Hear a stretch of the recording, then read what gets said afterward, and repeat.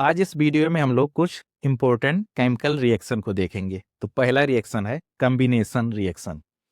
इस रिएक्शन में दो या दो से ज्यादा रिएक्टेंट कंबाइन होकर एक नया प्रोडक्ट बनाते हैं। इसी को कॉम्बिनेशन रिएक्शन कहते हैं।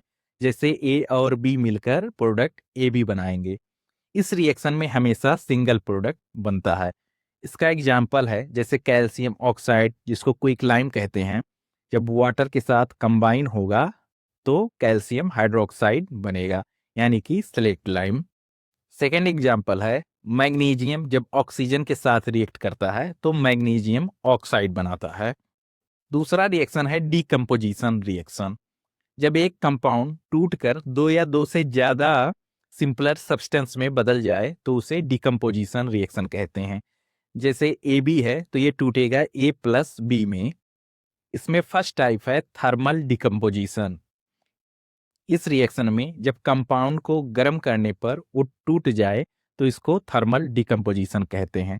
जैसे कैल्शियम कार्बोनेट को जब हीट देंगे तो ये कैल्शियम ऑक्साइड और कार्बन डाइऑक्साइड में टूटेगा। डिकम्पोजिशन रिएक्शन का सेकेंड टाइप है इलेक्ट्रोलाइटिक डिकम्पोजिशन। जब किसी कंपाउंड में इलेक्ट्रिक करंट दिया जाता है तो वो टूट जाए तो इसको इलेक्ट्रोलाइटिक डिकम्पोजिशन कहते हैं। जैसे वाटर में जब इलेक्ट्रिक करंट दिया गया तो ये हाइड्रोजन और ऑक्सीजन में टूट गया। नेक्स्ट है इसमें फोटोलिटिक डिकम्पोजिशन। जब किसी कंपाउंड पर सनलाइट पड़े और वो टूट जाए तो इसको फोटोलिटिक डिकम्पोजिशन कहते हैं। जैसे सिल्वर क्लोराइड पे जब सनलाइट पड़ी तो ये सिल्वर और क्लोरीन में टूट गया। अगला रिएक्शन है डिस्प्लेसमेंट रिएक्शन। इस रिएक्शन में जो मोर रिएक्टिव एलिमेंट होता है वो लेस रिएक्टिव एलिमेंट को अपनी जगह से डिस्प्लेस कर देता है। जैसे ए प्लस बी सी का रिएक्शन होगा तो ए जो है वो सी के साथ कंबाइन हो जाएगा और बी को डिस्प्लेस कर देगा।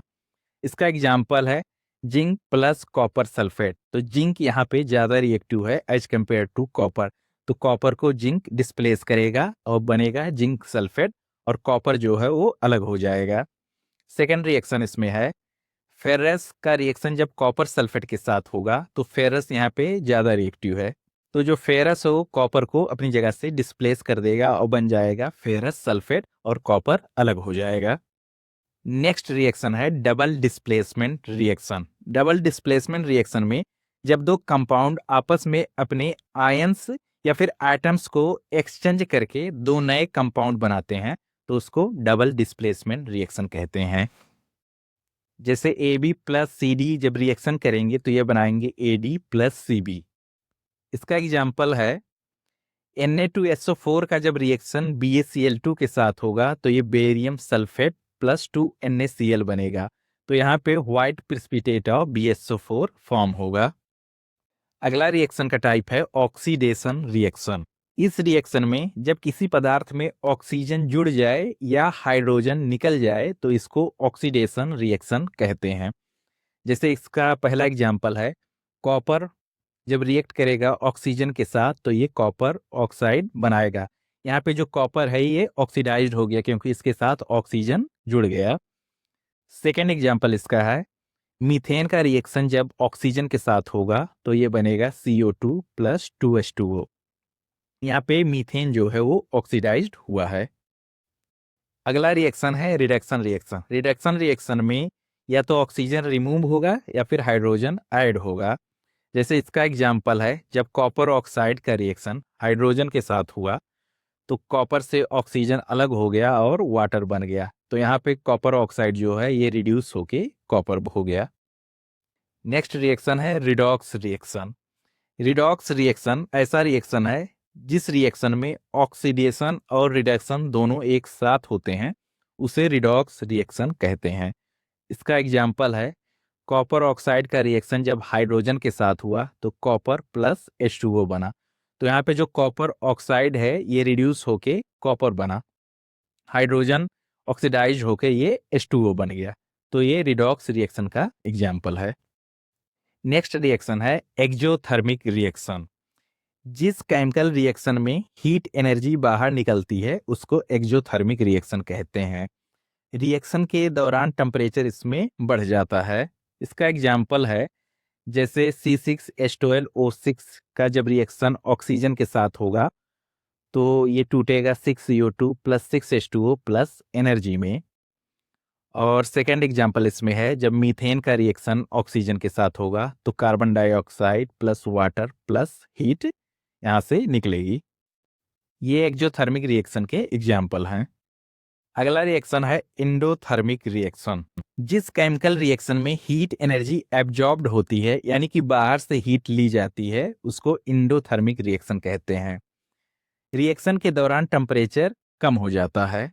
तो इसका एग्जाम्पल है जैसे कैल्शियम कार्बोनेट प्लस हीट जब रिएक्शन करेंगे तो ये calcium oxide plus carbon dioxide में टूटेगा। नेक्स्ट रिएक्शन है प्रेसिपिटेशन रिएक्शन। प्रेसिपिटेशन रिएक्शन में जब दो एक्वस सॉल्यूशन आपस में रिएक्ट करके एक इनसॉल्युबल सॉलिड बनाते हैं तो इसको प्रेसिपिटेशन रिएक्शन कहते हैं। और जो इनसॉल्युबल सॉलिड बनता है इसी को प्रेसिपिटेट कहते हैं। इसका एग्जाम्पल है जैसे AgNO3 का रिएक्शन जब NaCl के साथ होगा तो AgCl प्लस NaNO3 बनेगा। अगला रिएक्शन है न्यूट्रलाइजेशन रिएक्शन। जब कोई एसिड और बेस आपस में रिएक्शन करके साल्ट और वाटर बनाते हैं तो इसको न्यूट्रलाइजेशन रिएक्शन कहते हैं। एसिड की एसिडिटी और बेस की जो बेसिसिटी होती है वो खत्म हो जाती है, इसलिए इसको न्यूट्रलाइजेशन कहते हैं। इसका एग्जाम्पल है जैसे हाइड्रोक्लोरिक एसिड का रिएक्शन जब सोडियम हाइड्रोक्साइड के साथ हुआ तो NaCl प्लस वाटर बना, तो ये न्यूट्रलाइजेशन रिएक्शन का एग्जाम्पल है। अगला रिएक्शन है कंबसन रिएक्शन। जब कोई पदार्थ ऑक्सीजन के साथ रिएक्ट करके जलता है और हीट तथा लाइट एनर्जी निकलती है तो इसे कंबसन रिएक्शन कहते हैं। यह रिएक्शन हमेशा एक्जोथर्मिक होता है। इसका एग्जाम्पल है जब कार्बन ऑक्सीजन के साथ रिएक्ट करेगा तो कार्बन डाइऑक्साइड बनेगा और हीट जो है वो रिलीज होगी। नेक्स्ट रिएक्शन है कोरोजन रिएक्शन। जब कोई मेटल हवा, पानी या नमी के संपर्क में आकर धीरे धीरे खराब हो जाता है तो इस प्रोसेस को कोरोजन कहते हैं। कोरोजन एक स्लो ऑक्सीडेशन प्रोसेस है। का एग्जाम्पल है रस्टिंग ऑफ आयरन। जब आयरन का रिएक्शन ऑक्सीजन और वाटर के साथ हुआ तो कंपाउंड बना 2Fe2O3.XH2O। तो ये जो कंपाउंड बना इसी को रस्ट या फिर हाइड्रेटेड आयरन ऑक्साइड कहते हैं।